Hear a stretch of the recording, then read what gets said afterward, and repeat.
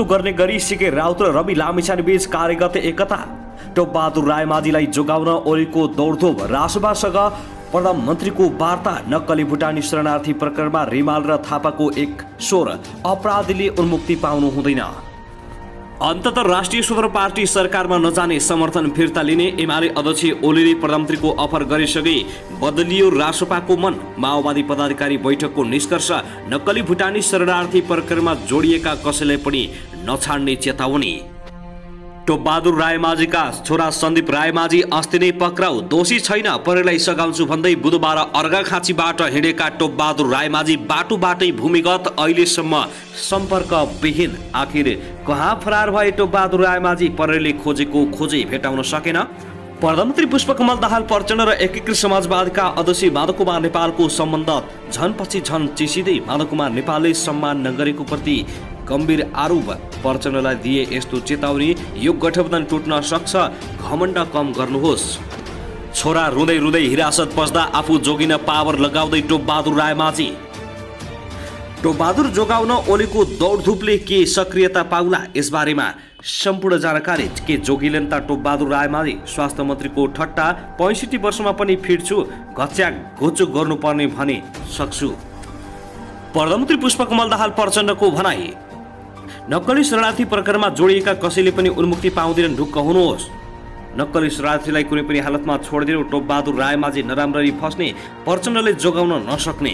बुद्ध जयन्तीमा राष्ट्रपति रामचन्द्र पौडेल र प्रधानमन्त्री प्रचण्डको यस्तो सन्देश। आज वैशाख शुक्ल पूर्णिमा बुद्ध जयन्ती। सुदूरपश्चिमका परिले जाँड धेरै खान्छन् भन्दै प्रश्न। हुलाकी राजमार्ग मोरङमा काम रोकिएपछि आन्दोलनको चेतावनी। आयातित तरकारीको विषादी परीक्षण विवरण पेश गर्न अदालतको परमादेश। गिट्टीमा भेटिएको टाउको पहिचान नभएपछि विधि विज्ञान प्रयोगशाला पठाइने। शरीर भने भेटिएन। बुढो 2 वर्षदेखि खाडीमा, शिशु फालेर फरार भइन् श्रीमती झाडीमा। यो मनसुन कम हुन वर्षा हो। विराटनगरमा जातीय कला प्रदर्शन गरेर उभौली मनाउने तयारी। एससीको परीक्षाबारे ठुलो खबर।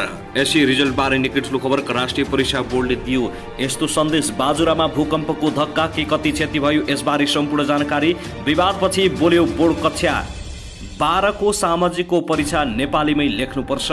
कालीगण्डकीमा बेपत्ता युवक 5 दिनपछि मृत अवस्थामा फेला। प्रतिकूल मौसमले हवाई उडान नै प्रभावित हुन थाले। 4 वर्षीय बालिकालाई बलात्कार गरेको आरोपमा 28 वर्षीय युवक प्रहरीको नियन्त्रणमा। र एमाले अध्यक्ष केपी शर्मा ओलीलाई प्रश्न। रवि लामिछानेलाई प्रधानमन्त्री अफर गर्नुभएको हो? ओली भए अचम्बित। टोपबहादुर बारे ओलीको प्रतिक्रिया। दोषी उम्किन हुँदैन, फसाउन खोजिए हामीलाई सह्य हुने छैन।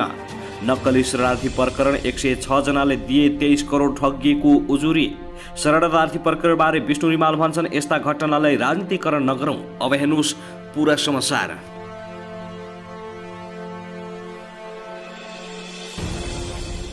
दर्शक नमस्कार, युट्युब च्यानल नेपाली खबर मिडियामा तपाईहरूलाई हार्दिक स्वागत छ। यदि हाम्रो च्यानललाई अहिलेसम्म सब्स्क्राइब गर्नुभएको छैन भने सब्स्क्राइब गरी नजिक रहेको बेल आइकनलाई दबाई हामीसँग जोडिनुहोला। दर्शकवृन्द सदा झै आज पनि हामी तपाईहरुमाझ देशभरका विभिन्न समाचारका साथ उपस्थित भएका छौं। यो भिडियोलाई अन्तिमसम्म हेर्नुहोला, साथै कहाँ हेर्दै हुनुहुन्छ के भन्न चाहनुहुन्छ तपाईको मनमा लागेको प्रतिक्रिया कमेन्ट बक्समा छोड्न नभुल्नुहोला। दर्शकवृन्द के तपाईँ हाम्रो च्यानलमा नियमित श्रोता हुनुहुन्छ? यदि नियमित हुनुहुन्छ भने तल कमेन्ट बक्समा नियमित अथवा रेगुलर लेख्नुहोस्। नयाँ हुनुहुन्छ भने सब्स्क्राइब गरी जोडिनुहोस् ताकि नयाँ अपडेटका साथ हामी तपाईहरुमाझ दैनिक रूपमा उपस्थित भइराख्नेछौँ। हाम्रा समाचार तपाईहरूलाई के कस्तो लागिरहेका छन् सल्लाह सुझाव प्रतिक्रिया कमेन्ट बक्समा छोड्न नभुल्नुहोला।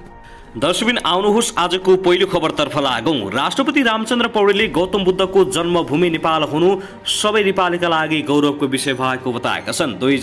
2567औं बुद्ध जयन्तीको अवसरमा सन्देश जारी गर्दै राष्ट्रपति रामचन्द्र पौडेलले गौतम बुद्धको प्रतिपादन गरेको अहिंसा र शान्तिको सन्देशले व्यक्ति, परिवार, समाज, देश र विश्वको सर्वोत्तम हित र प्रगतिका लागि सधैँ प्रेरणा दिने विश्वास व्यक्त गरेका छन्। शान्तिदूत बुद्धका प्रेरणादायी उपदेश र मार्गदर्शनको परिपालन गर्न सकेमा धार्मिक, सामाजिक तथा सांस्कृतिक विधि तथा वेश सहिष्णुता र आपसी सद्भाव कायम गर्दै राष्ट्रिय एकतालाई थप सुदृढ एवं सबल बनाउन सकिने विश्वास मैले लिएको छु, राष्ट्रपतिको सन्देशमा भनिएको छ। पौडेलले असहिष्णुता अहिंसात्मक शान्ति सन्देश तथा उपदेशको स्मरण गर्दै एकता, सहिष्णुता, सद्भाव, अहिंसा र शान्तिको महान अभियानमा लाग्न विश्वका सम्पूर्ण मानवलाई प्रेरणा मिलोस् भनी शुभकामना व्यक्त गरेका छन्। साथै प्रधानमन्त्री पुष्पकमल दाहाल प्रचण्डले पनि आजको सन्दर्भमा बुद्धको दर्शन र शिक्षाप्रति गौरव गर्दै मानव जातिको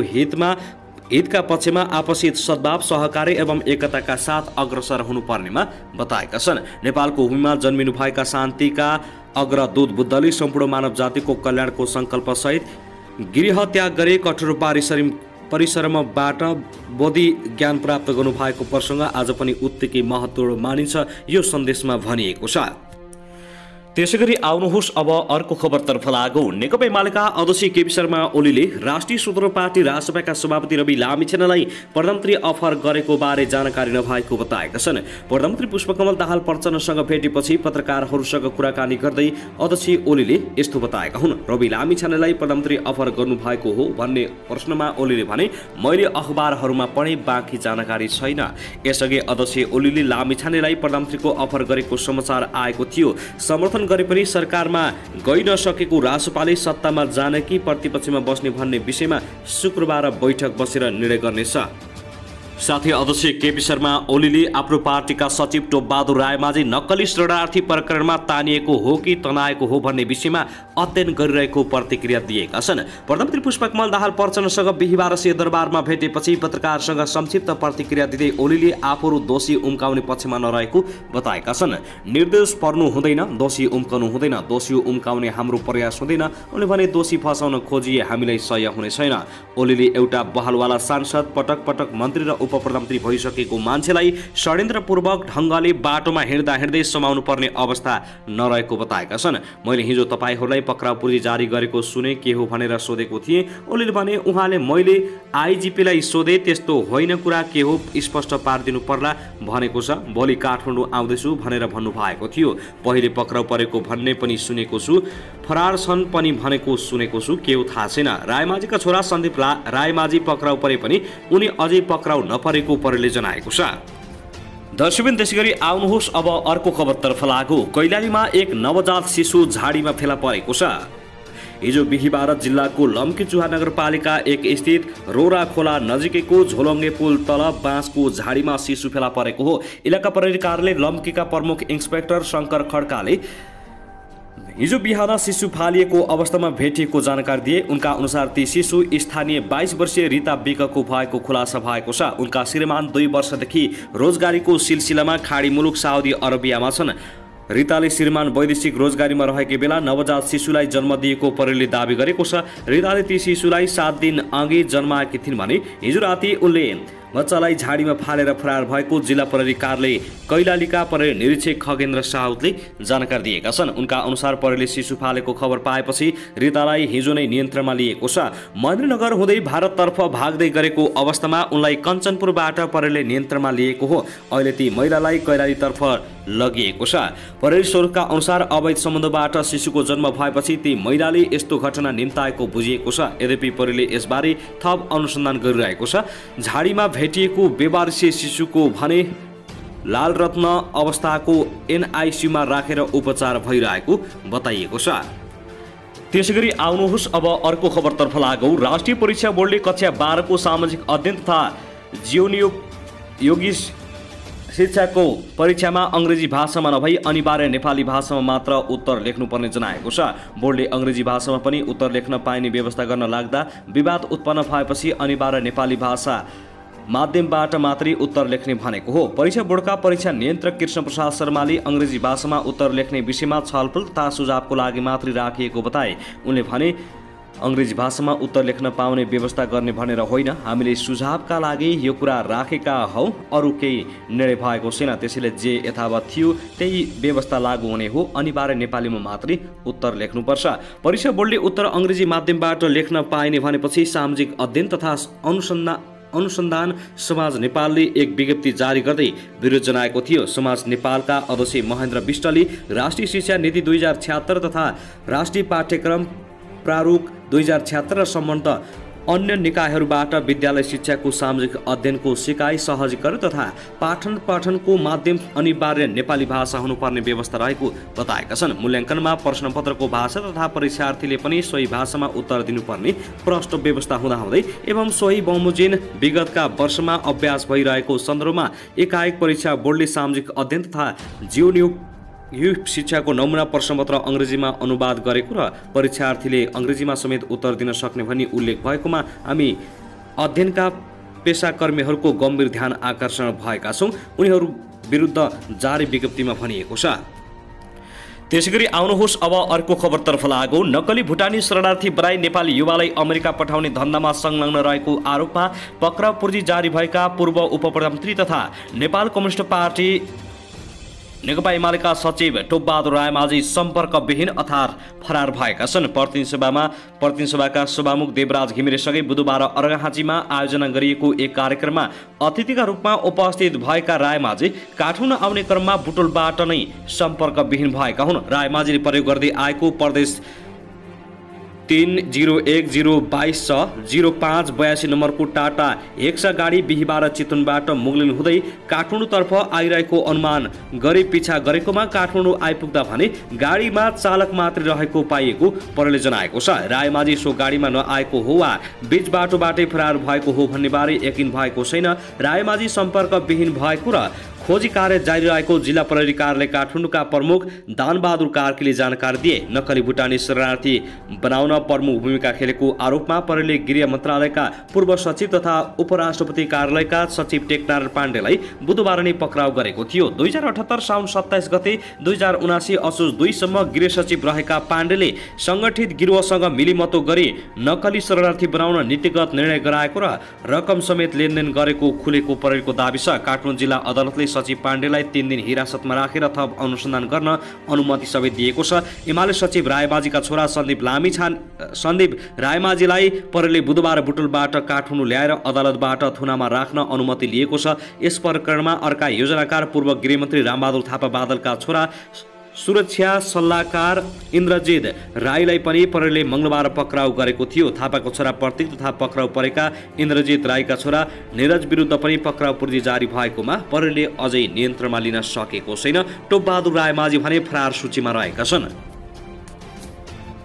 साथै आउनुहोस् अब अर्को खबरतर्फ लागौँ। राष्ट्रिय सूत्र पार्टी रासपा सरकारमा नजाने भएको छ। उपचुनावपछि प्रधानमन्त्री पुष्पकमल दाहाल प्रचण्डले रासपालाई सरकारमा सहभागी गराउन प्रयत्न गरे पनि सफल नहुने भएको हो। रासपा सभापति रवि लामिछानेलाई बोलाएर प्रधानमन्त्री दाहालले साबेकै गृहसहित उपप्रधानमन्त्री दिने र अरू 2वटा मन्त्रालय दिएर सरकारमा आउन आग्रह गरेका थिए, तर राष्ट्रसभाभित्र सरकारमा जान नहुने मत बलियो गरी उठेकाले शुक्रबार बस्ने केन्द्रीय समिति बैठकले औपचारिक निर्णय लिने एक नेताले जानकारी दिएका छन्। ती नेताले भने सरकारमा जान नहुने पक्षमा हामी भित्र बलियो मत निर्माण भएको छ, जसले तत्काल सरकारमा नजाने सम्भावना टर्यो भोलि निर्णय हुन्छ। सोमबार बसेको केन्द्रीय समिति बैठकले सरकारमा पार्टीको सहभागिताबारे विषय प्रवेश गराएर आज शुक्रबार निर्णय लिने भन्दै उठेको थियो। समर्थकहरूले पनि रासपा नेताहरूलाई सरकारमा सहभागी नहुन दबाब दिएका छन्। सरकारमा गए बदनाम भइने भन्दै जिल्लाबाट नेताहरूलाई फोन आउने गरेको छ।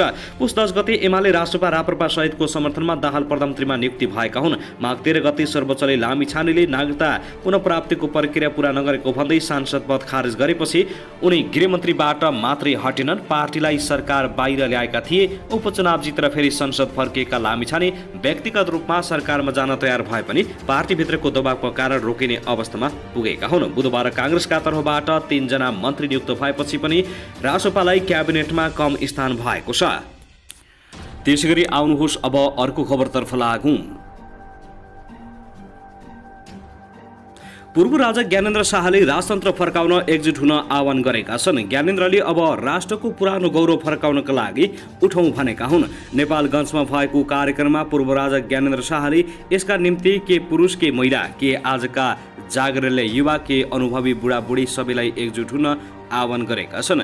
राजनीतिक दलका नेताहरूप्रति आक्रोश व्यक्त गर्दै ज्ञानेन्द्र शाहले राजनीतिक र राज्य व्यवस्था जनमुखी नभई नेताद्वारा नेताका निम्ति र दलद्वारा दलका निम्ति मात्र भइरहेको बताएका छन्। उनले कतिपय नीति पद्धति देश र जनताका निम्ति हुनुपर्ने भए पनि त्यस्तो हुन नसकेको टिप्पणी गरेका छन्। र उनले तुरुन्तै अब राजतन्त्र फर्काउनु पर्नेमा जोड दिन पनि उनले आग्रह गरेका छन्। साथै आउनुहोस् अब अर्को खबरतर्फ लागौं। सत्तारूढ गठबन्धनले आगामी बजेटको पूर्व तयारीमा एकता रूपता ल्याउने सहमति गरेको छ। प्रधानमन्त्रीको सरकार निवास बालुवाटारमा हिजो बुधबार बसेको बैठकले आगामी वैशाख 24 गते संघीय संसदको बैठक आह्वान भइसकेकाले बजेट पूर्वका छलफल सरकारका नीति तथा कार्यक्रमलाई एकरूपता ल्याउने विषयमा मुख्यतः छलफल भएको कांग्रेस सचेतक रमेश लेखकले जानकारी दिए। राष्ट्रिय सुदूर पार्टीका सभापति रवि लामिछानेलाई सरकारमा ल्याउने विषयमा पनि प्रधानमन्त्री आफैले कुरा गरिरहेकाले प्रधानमन्त्रीले नै उक्त विषय टुङ्गो लगाउने बताइएको छ। बजेटका कार्य तथा सिद्धान्तमा एकरूपता ल्याउने गरी आधारपत्र तयार पार्ने विषयमा समेत गठबन्धनमा सहभागी दलहरू सहमत भएको उनले बताएका छन्। जनताका आधारभूत आवश्यकता पूरा गर्ने गरी आगामी बजेट निर्माण गर्नुपर्ने भएकाले सरकारमा सहभागी सबै दलहरूबीच यस विषयमा सहमति भएको उनले जानकारी दिएका छन्। पछिल्लो समय सत्तारूढ गठबन्धनका नेताहरूले फरक धारणा राखिरहे पनि गठबन्धनमा कुनै पनि समस्या नरहेको बताइन्छ। त्यसैगरी आउनुहोस् अब अर्को खबरतर्फ लागौं। कोशी प्रदेश, मध्य प्रदेश र बागमती प्रदेश लगायतका देशका पहाडी भूभागका केही स्थानमा मेघगर्जन र चट्यान सहित हल्कादेखि मध्यम वर्षाको सम्भावना रहेको छ। मौसम पूर्वानुमान महाशाखाका अनुसार अहिले देशभर सामान्य बदलिरहेको र कर्णाली प्रदेशमा 1-2 स्थानमा हल्का वर्षा भइरहेको बताइएको छ। दिउँसो देशका पहाडी भूभागमा आंशिकदेखि सामान्य बदलिरही बाँकी भूभागमा आंशिक बदलीदेखि मौसम सामान्यतया सफा रहनेछ। कोशी प्रदेश, मध्य प्रदेश र बागमती प्रदेश लगायत देशका पहाडी भूभागका थोरै स्थान तथा बाँकी भूभागका 1-2 स्थानमा मेघगर्जन र चट्यान सहित हल्कादेखि मध्यम वर्षाको सम्भावना रहेको छ। राति देशका पहाडी भूभागमा आंशिकदेखि सामान्य बदली रही बाँकी भूभागमा आंशिक बदलीदेखि मौसम सामान्यतया सफा रहनेछ भने पहाडी भूभागका केही स्थानमा मेघगर्जन चट्यान सहित छेडिक वा हल्का वर्षाको सम्भावना रहेको मौसम विभागले जनाएको छ। त्यसैगरी आउनुहोस् अब अर्को खबरतर्फ लागौं। नक्कली भुटानी शरणार्थी प्रकरणमा पूर्व उप प्रधानमन्त्री एवं नेकपा एमालेका सचिव टोपबहादुर रायमाझीका छोरा सन्दीप रायमाझी पक्राउ परिसकेका छन्। उनलाई हिजो बुधबार प्रहरीले बुटोलमा पक्राउ गरेको हो। यस प्रकरणमा मुछिएका टोपबहादुरलाई पनि प्रहरीले खोजिरहेको छ तर पक्राउ गरिसकेको छैन। बुधबार जिल्ला अदालत काठमाडौँले सन्दीप सहित बुबा टोपबहादुर रायमाझी विरुद्ध पक्राउ पूर्जी जारी गरेको थियो। अदालतले पक्राउ पूर्जी काट्दा टोपबहादुर भने अर्घाखाँचीको एउटा कार्यक्रममा विशेष अतिथि बनेर सभामुख देवराज घिमिरेसँग थिए। स्रोतले बताए अनुसार टोपबहादुर रायमाझीलाई सम्पर्क गर्दा मोबाइल स्विच अफ भएको छ। उनीहरूमाथि नेपाली नागरिकलाई भुटानी शरणार्थी बनाएर विदेश पठाएको आरोप छ। टोपबहादुरका छोरा सन्दीपका नाममा गिरोहले काटेको 1.5 करोडको चेक प्रहरीले बरामद गरिसकेको छ। उक्त प्रकरणमा गएको 12 चैत्रमा केशव दुलाल, सानु भण्डारी र टेग गुरुङलाई पक्राउ गरिसकेको छ। प्रहरीले उनीहरूसँग लिएको बयानका आधारमा प्रहरीले पूर्व गृहमन्त्री रामबहादुर थापा बादलका सुरक्षा सल्लाहकार इन्द्रजित राई र पूर्व गृह सचिव टेकनारायण पाण्डे पक्राउ परिसकेका छन्। बुधबारै अदालतले बादलका छोरा प्रतीक थापा विरुद्ध पनि पक्राउ पूर्जी जारी गरिसकेको छ। अब यस प्रकरणमा मुछिएका टोपबहादुर रायमाझी र प्रतीक पक्राउ पर्न बाँकी रहेका छन्। उनीहरूलाई प्रहरीले खोजिरहेको छ।